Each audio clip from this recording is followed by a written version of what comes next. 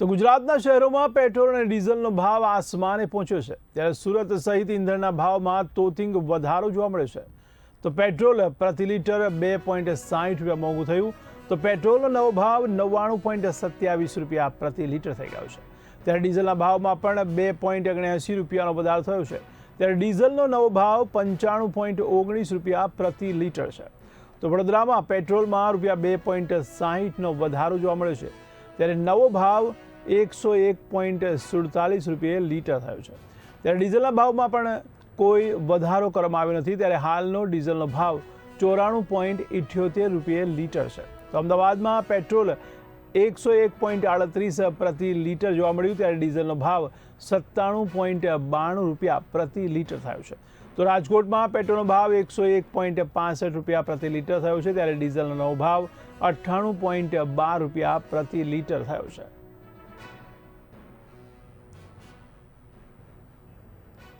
તમારા associate editor ઉમંગ સોની જોડાયા છે.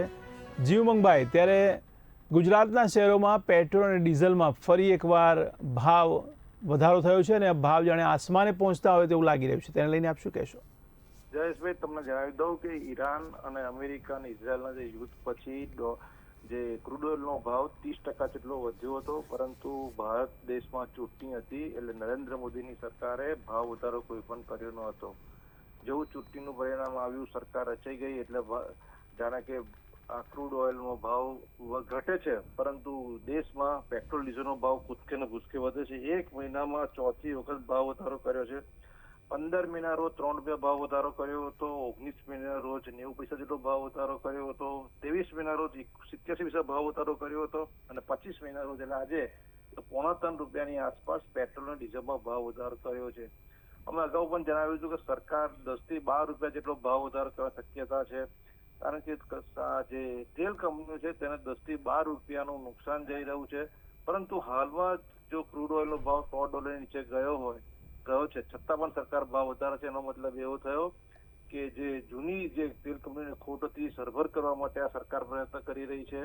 વિશ્વના બીજા દેશોમાં ક્રૂડ ઓઇલનો ઈરાન અને અમેરિકાના યુદ્ધ પછી પાકિસ્તાન જેવા પડોશી દેશોમાં પેટ્રોલનો ભાવ ઘટી રહ્યો છે, કારણ કે તેઓ જે તે સમયે યુદ્ધ હતું તે વખતે પેટ્રોલનો ભાવ ડીઝલનો ભાવ વધાર્યો હતો અને હવે તેઓ ઘટાડી રહ્યા છે. પરંતુ ભાજપની સરકારે દેશની અંદર ચૂંટણી હતી એટલે ભાવ વધારો નતો કર્યો. હવે ભાવ ચૂંટણી પતી ગઈ છે, દેશમાં સામાન્ય માહોલ છે એટલે સરકાર કૂદકે ને ભૂસકે ભાવ વધાર્યો છે. ભાવ વધારાને કારણે આમ જનતા પર મોટી અસર થવાની છે.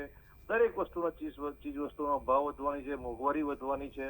પરંતુ નરેન્દ્ર મોદીની સરકાર એવું કહેતી હતી કે અમે મોંઘવારી ઘટાડીશું, પેટ્રોલ ડીઝલના ભાવ ઘટાડીશું, પરંતુ સરકારના નિયંત્રણમાં નથી. એનો મતલબ એવો થયો કે સરકારે, કોઈ પણ સરકાર હોય, પ્રજાને વાયદા કરે છે મોટા, પરંતુ સત્તા આવ્યા પછી પ્રજા સામું જોતી નથી અને પ્રજાને મોંઘવારીનો માર ઝીલવો પડે છે. જયેશભાઈ જી, ખાસ કરીને એક તરફ ખેડૂતો ભાવ આપવા છતાં એમને ડીઝલ મળી રહ્યું નથી, ત્યારે શું આ એક કૃત્રિમ અછત પેદા કરીને ભાવ વધારો લેવા માટે તંત્ર કંઈ કરી રહ્યું છે એવું લાગી રહ્યું છે? જયેશભાઈ, મેં તમને કીધું કે દેશની અંદર જે ખાનગી કંપનીઓ છે તે તેલની અને જે સરકારી કંપનીઓ છે એમને ભારે નુકસાન થઈ રહ્યું હતું, કારણ કે સરકારે ચૂંટણીમાં ભાવ વધારો નતો કર્યો એટલે સ્વાભાવિક છે કે તેઓ ઉત્પાદન ઓછું કરતા હતા, કારણ કે તેમનું ઓછામાં ઓછું નુકસાન થાય.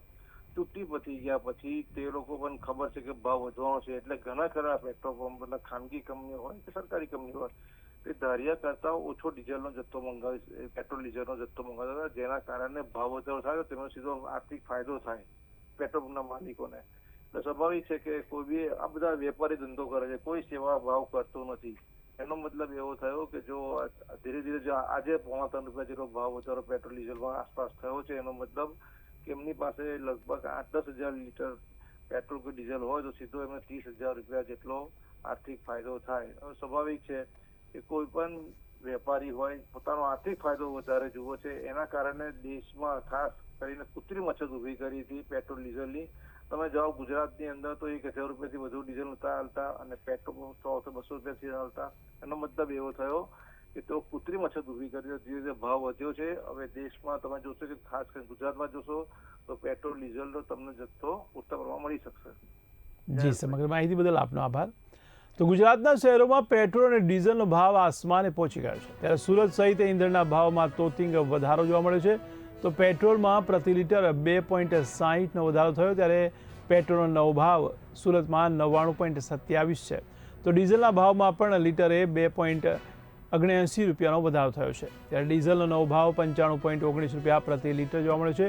જોકે વડોદરામાં પેટ્રોલમાં 2.60નો વધારો થયો ત્યારે નવો ભાવ 101.47 રૂપિયા પ્રતિ લીટર જોવા મળી રહ્યો છે. જોકે ડીઝલના ભાવમાં વડોદરામાં વધારો જોવા મળ્યો નથી.